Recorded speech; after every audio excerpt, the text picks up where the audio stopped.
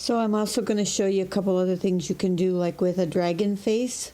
You've got your dragon face started. I've got your hat trick brush. I've loaded it in dark green. Tip it just a little bit in black. And it's a different way to outline a dragon if you're careful and light. You don't want a ton of pressure. You don't want it to wind up looking too furry. But it looks rough and not like a friendly texture. So it can be done softly to have a kind of a cool effect.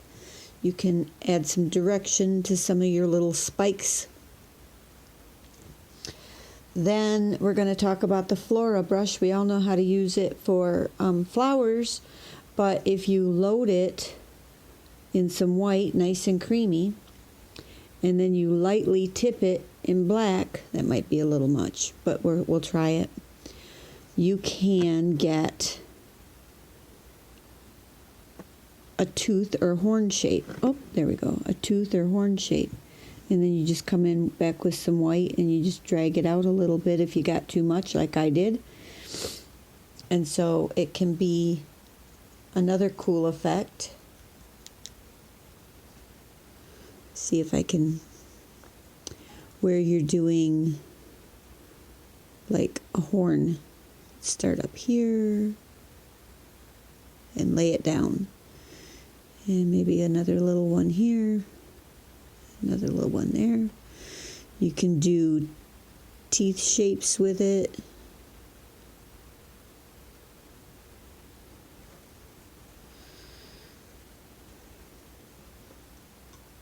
And then again, like I said, if you feel like you've gotten too much black on it, which I always recommend testing it on your arm, you can come back in with some white and just whisk that out, give it some more texture.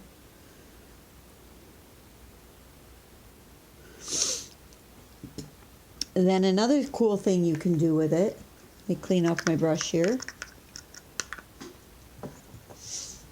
is you can, now I did my dragon in kind of a medium green color. Now I'm loading it in light green on both sides.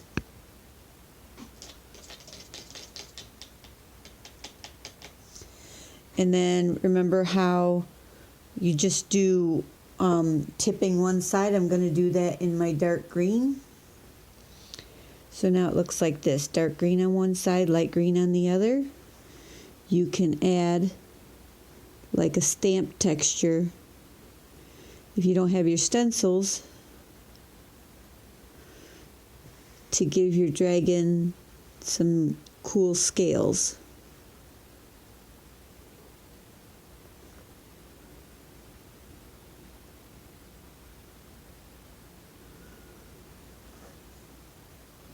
And now it's got textures all around.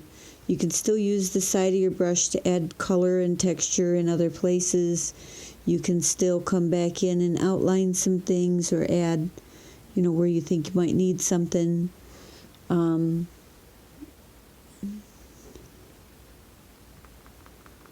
some dimension to that eye there a little bit.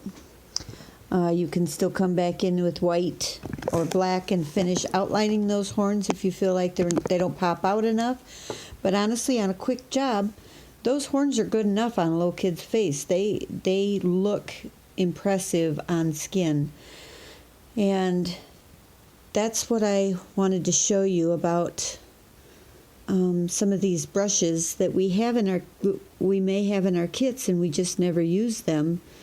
I want to show people, well, what can you really do with this brush that's cool and more importantly fast, so that it saves you time on a gig and still gives you an impressive look.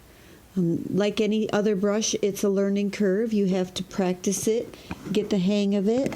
Here is my arm with a couple of different things that I did some practice runs on. But I really like these brushes and there's nobody else teaching this.